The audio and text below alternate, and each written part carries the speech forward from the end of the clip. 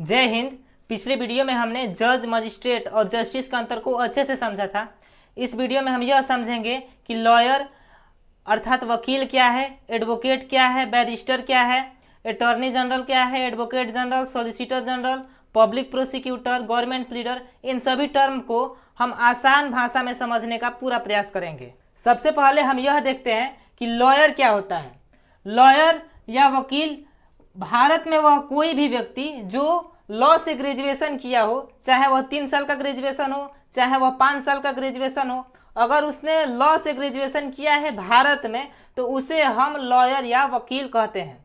Generally जो कानून का एक विशेषज्ञ होता है उसे लॉयर कहा जा सकता है। यदि आप एक कानून के अच्छे विशेषज्ञ हैं तो आपको भी लॉयर कहा जा सकता है। हमने यह देखा कि जो भारत में यदि आप लॉ से ग्रेजुएशन कर रहे हैं तो आपको लॉयर कहा जाएगा, लेकिन यदि भारत के बाहर यदि आप किसी दूसरे देश में जाकर लॉ से ग्रेजुएशन कर रहे हैं तो आपको बैरिस्टर कहा जाएगा। बात समझ में आई? यदि लॉ की ग्रेजुएशन आप भारत से कर रहे हैं तो आपको क्या कहा जाएगा? लॉयर।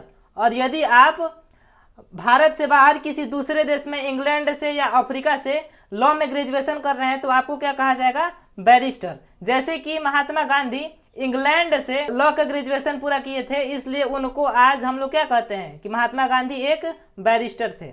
बात क्लियर है? मतलब कि जो लॉयर और बैरिस्टर होते हैं एक दूसरे के सिनोनिमस वर्ड है। बस फर्क इतना है कि जो लॉयर है वह भारत देश से ग्रेजुएशन करता है लॉ में, और जो बैरिस्टर होता है वह किसी दूसरे देश से ग्रेजुएशन करता है लॉ में। इन दोनों में कॉमन बात यह है कि यह न्यायालय में किसी का केस नहीं लड़ सकते हैं। सुन के आश्चर्य हो रहा है ना? बहुत कुछ होगा अभी, लेकिन जो बात है वो बात है ये, न्यायालय में किसी का भी केस नहीं लड़ सकते हैं। ठीक, आपको सुझाव दे सकते हैं, कानूनी सुझाव दे सकते हैं, लेकिन आपका केस यह न्यायालय में नहीं लड़ सकते हैं। उसको लड़ने के लिए एक अधिवक्ता होता है जिसको हम आगे क्लियर करेंगे। जब लॉयर या बैरिस्टर जब अपना enrolment bar council of India में करा लेते हैं, बीसीआई में अपना इनरोलमेंट करा लेते हैं, तब वह एक अधिवक्ता बन जाते हैं। अब यह जो अधिवक्ता होते हैं वह न्यायालय में केस लड़ने के लिए इनको लाइसेंस दे दिया जाता है। अब इनको यह अधिकार मिल जाता है, लाइसेंस दे दी जाती है कि आप किसी केस में या किसी कोर्ट में जाकर प्रैक्टिस कर सकते हैं। बात क्लियर हुई? आमतौर पर लोग अधिवक्ता को वकील कह देते हैं। अब मान लीजिए कि यदि एसपी साहब को हवलदार कह के बुलाया जाए तो एसपी साहब को कैसा लगेगा? खराब लगेगा ना? तो वैसे ही जो अधिवक्ता है वह वकील से ऊपर पद का है, इसलिए अधिवक्ता को अधिवक्ता ही कहा जाता है। बात समझ में आई? तो आज से आप लोग इसे गलती नहीं कीजिएगा कि अधिवक्ता को आप लोग वकील कह दीजिएगा। हालांकि वकील कहा जा सकता है, लेकिन जो अधिवक्ता है वह वकील से ऊपर पद का होता है। देखिए, अब एडवोकेट के भी 3 टर्म्स होते हैं: advocate, senior advocate, advocate on record. Normal advocate को ही जानते हैं आप कि जो लॉयर या बैरिस्टर यदि अपना registration bar council of India में करा लेता है तो वह लॉयर या बैरिस्टर से प्रमोट होकर वह एडवोकेट के पद पर आ जाता है। ठीक, अब देखते हैं कि सीनियर एडवोकेट क्या है। सीनियर एडवोकेट वह एडवोकेट होता है जो किसी न्यायालय में 10 वर्ष से अधिक तक प्रैक्टिस किया हो और उसके फेवर में कितने केस आए हैं, कितने केस नहीं आए हैं, इसके आधार पर हाई कोर्ट या सुप्रीम कोर्ट उसे सीनियर एडवोकेट की उपाधि प्रदान करती है। अब देखते हैं कि एडवोकेट ऑन रिकॉर्ड क्या है। ठीक, देखिए, जब यदि सुप्रीम कोर्ट में यदि कोई भी केस को लेकर चला जाए या कोई भी केस को दाखिल कर दे तो इससे सुप्रीम कोर्ट का टाइम वेस्ट होगा।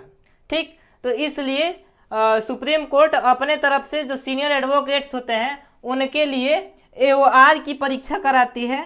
सुप्रीम कोर्ट अपने द्वारा प्रदत्त करती है, जिनको एडवोकेट ऑन रिकॉर्ड कहते हैं। जब इस परीक्षा को जब कोई सीनियर एडवोकेट पास कर लेता है तो वह सुप्रीम कोर्ट में कोई भी मामला को दाखिल कर सकता है।